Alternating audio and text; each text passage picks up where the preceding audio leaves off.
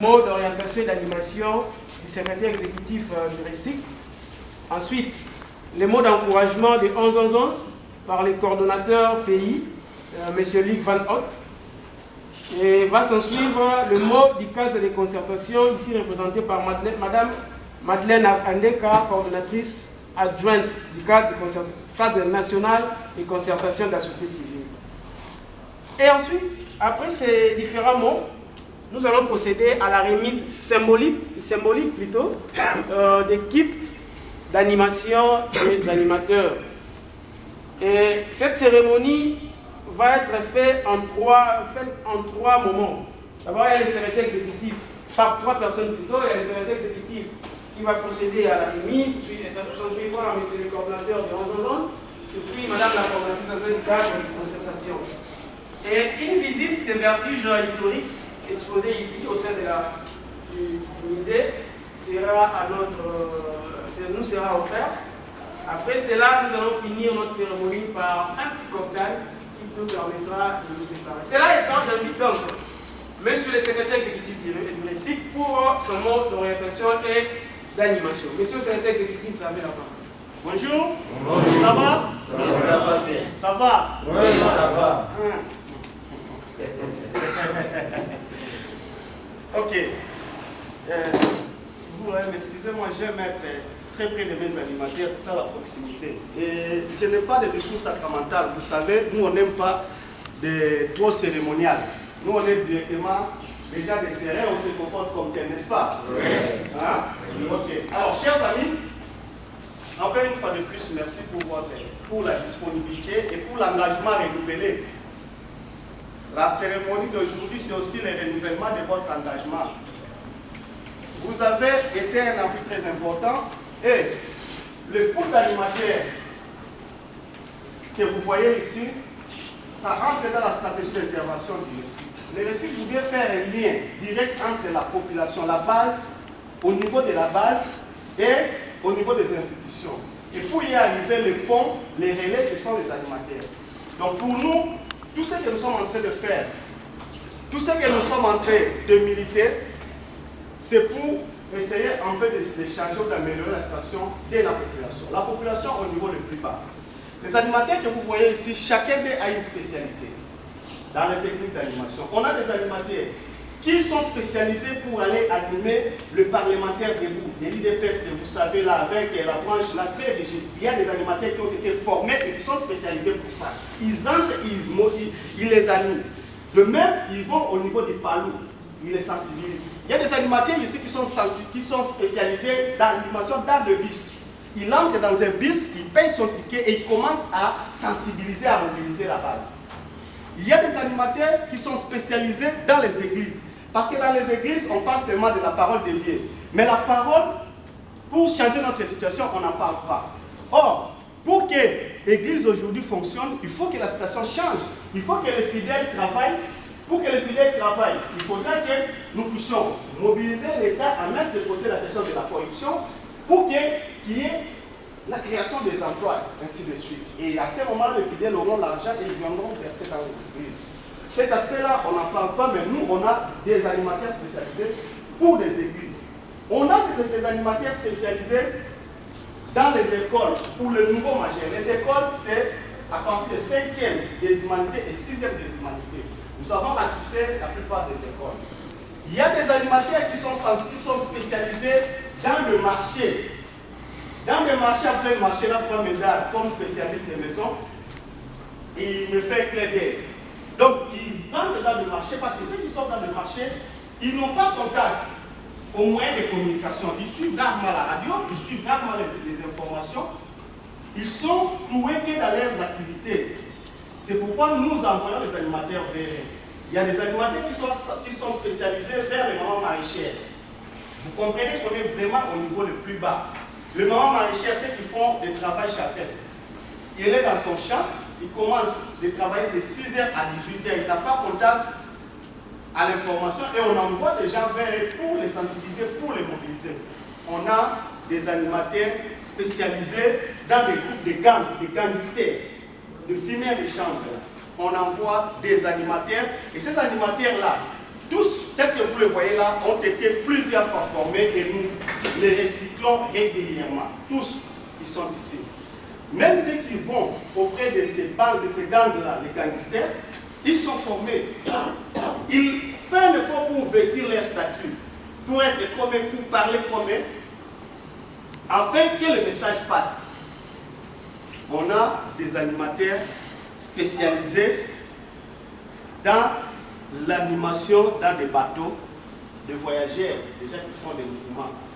On leur impose des taxes illégales. Alors, ils vont là pour les sensibiliser. Il y a une autre catégorie que j'ai oublié, mais me rappeler qui ne se trouve pas. Qui ne se retrouve pas. Les centres de santé. Ah, là, elle se retrouve. Elle est spécialisée, les deux sont spécialisés dans les CPL. Vous voyez là où les mamans vont faire les consultations prénatales. Alors, les deux sont spécialisés. Ils vont vers les mamans, là où ils sont en train de faire, dans les centres de santé, en train de les sensibiliser. Il y a des animateurs dans des cimetières aussi. Ça, c'est la spécificité. Dans des cimetières. Pourquoi dans des cimetières? Lorsqu'on vient enterrer quelqu'un, dans la plupart des cas, c'est vrai qu'il y a la tristesse, il y a la désolation, mais il y a un groupe de gens qui accompagnent la famille. Mais ce groupe-là a aussi besoin de messages. On envoie des gens dans des cimetières aussi pour les sensibiliser. Il y a une catégorie que j'ai oubliée. Voilà, il y a des personnes vivant avec handicap. Handicap auditif, handicap qui ne marche pas. Sans que l'handicapé physique ici, à face de l'INRB, il y a des animateurs qui sont spécialisés, qu'on envoie là-bas pour les sensibiliser, pour les mobiliser. Il y a une catégorie que j'ai oubliée. Les sourds, c'est ça. De même que les sourds. Bon, pour les sourds là, moi-même aussi je m'adapte. On a plusieurs fois animé aussi dans des sourds muets, mais là on fait un effort pour louer les services de l'interprète. Nous on sensibilise et tout ça. Et cette sensibilisation-là, les animateurs que vous voyez ont été un appui très important. Ce n'est qu'un échantillon. Parce qu'on ne pouvait pas, suite aussi à la restriction sanitaire, appeler tous les sensibilisateurs. Je crois que l'assistant au programme a eu l'instruction d'appeler 120. Mais moi, je lui ai dit non, n'appelez pas 120 personnes, appelez seulement le nombre ici représentatif que vous voyez là. Alors, chers amis, moi je suis très heureux. Pourquoi? Parce que vous avez des kits, mais ces kits-là devaient être renouvelés, n'est-ce pas, depuis 2016. Alors aujourd'hui, on a essayé un peu de demander, on a reçu un petit parcours, et ce parcours-là nous a aidé d'abord nous-mêmes à nous mettre à l'abri, et puis avoir la possibilité matérielle d'avoir peut-être un sac pour mettre tout ça, parce que lorsqu'ils descendent sur le terrain, ils ont des documents. Pour moi, je leur demande, je leur fais très confiance, je leur fais confiance, mais je leur demande pour moi comme indicateur, si tu vas, tu sensibilises quelqu'un, ils ont une liste. La personne signe, il met son nom, son adresse et le numéro de téléphone facultatif et signe. Pour moi, c'est un indicateur pour voir effectivement s'ils ont été sur le terrain. Deuxièmement, c'est pour mettre des indicatifs généraux des personnes sensibilisées, des personnes mobilisées. C'est comme ça qu'ils travaillent. Il y a des difficultés, mais ils ont été formés pour ça, pour contourner les difficultés. Ils font l'objet de menaces, ils ont été menacés, ils ont été même séquestrés, n'est-ce pas? Percy, tu es là. Oui. Le premier des victimes, c'est celui-là. Il a été, pendant le mois des élections, il sensibilisait engagement. Le bureau des gens l'ont séquestré, ils l'ont mis au cachot, tout ça là. Et comme c'est une démarche citoyenne, on a contacté les institutions qu'on pouvait contacter. Il a été libéré et ces gens-là ont été traduits en justice. Aujourd'hui, on va vous remettre symboliquement ces kits. Ces kits-là, c'est pour vous aider encore davantage à vous renforcer. On a beaucoup de questions qu'il faut travailler. Le contexte devient de plus en plus incertain. Vous suivez, il y a des discussions autour des questions des élections. On fait des réformes, on ne fait pas des réformes, mais qui est qui, tout ça là, et la population a besoin d'être informée. Nos informations, nous faisons un effort avant de les déployer sur le terrain, appeler un expert qui maîtrise la question, il vient, on les forme par rapport à cette question-là, et puis on les déploie sur le terrain. Voilà, chers amis, je voudrais renouveler encore la confiance que j'ai placée en vous. Je sais que vous êtes mes bérets rouges. Je sais que vous êtes un appui très important pour les récits. Je sais que vous êtes toute une stratégie d'intervention pour les récits, parce que vous êtes déjà collé dans la stratégie d'intervention. Et je sais que c'est vous, celles qui sont en train de faire un effort pour faire les liens entre les titulaires des droits et les institutions au niveau le plus haut. Voilà encore une fois de plus. Je n'ai pas beaucoup à vous dire, vous savez, je parle individuellement avec chacun de vous. J'ai toujours des rencontres binômes avec chacun de vous pour essayer de l'évaluer, de lui donner encore la force. Ce sont des bénévoles, nous les appelons des animateurs bénévoles, ils ne sont pas payés qui sont là. Est-ce qu'on vous paye? Non. Alors, mais vous allez dire aussi, on ne vous paye pas pourquoi vous faites ce travail-là. Ce sont des bénévoles, ce sont des gens qu'on a d'abord formés, instruits, nous leur avons montré l'importance de contribuer à la reconstruction de l'État. Chers amis, je voudrais profiter pour vous présenter M. Robert Kabakeles qui peut s'élever. C'est notre allié de tous les jours, même s'il a tendance à atteindre mon bout aussi. Je ne sais pas quelle est la stratégie. Robert, il est le coordonnateur national adjoint de nouvelle société civile. Hein? Vous connaissez la nouvelle société civile, donc lui, il est le coordonnateur adjoint. Ça, ce sont nos alliés. On a invité Collectif 24. Il est représenté par M. Félicien. Alors, il y a encore d'autres organisations qu'on a invitées. Les amis sont en route, ils vont venir nous rejoindre. Ok? Alors, je vais tourner de l'autre côté pour vous présenter d'abord M. Luc. Vous ne le connaissez peut-être pas, parce qu'il est beaucoup plus au bureau, mais c'est peut-être Adolphe que vous pouvez connaître. Donc lui, il représente 11-11-11. Si vous connaissez 11-11-11. Oui. Voilà. Donc c'est lui, il est là. Et je vous présente Yamado. Yamado, c'est moi qui l'appelle seulement Yamado. Et ça, c'est mon exclusivité. Vous ne pouvez pas l'appelez comme Yamado. Appelez-la Madame Andeka, avec beaucoup de références. Yamado, là, ils ont un peu de naïe. On a un bureau naïe. Tu comprends déjà que Yamado. On a un bureau naïe. Donc, on a appelé ça naïe.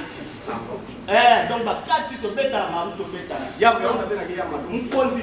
Nous n'avons pas Mkonzi. Elle est la carte nationale.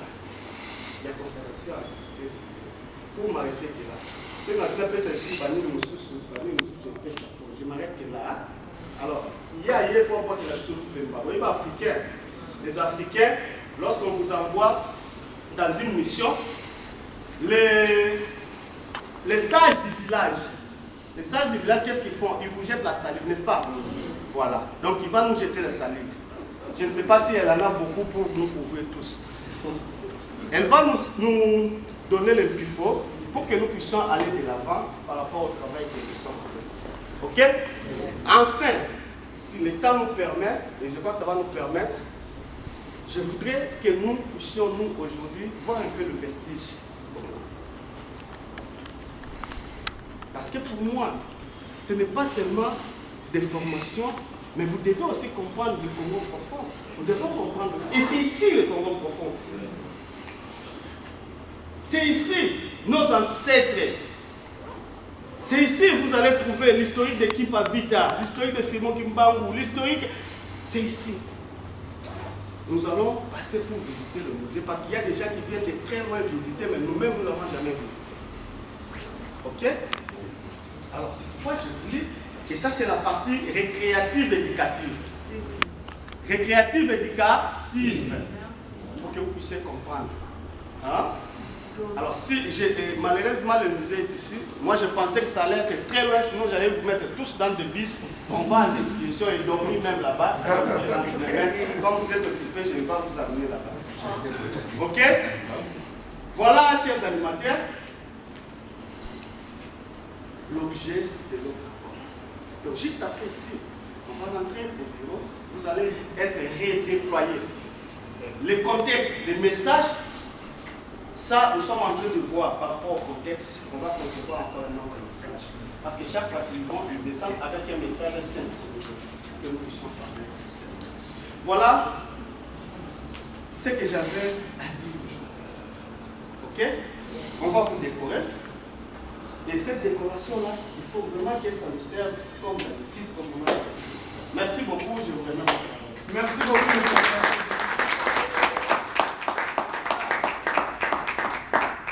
Merci pour votre exposé. Cela étant, sans pour autant abuser de votre temps, je vais inviter M. le coordonnateur pays des 11 pour son mot d'encouragement. Monsieur, vous avez la parole.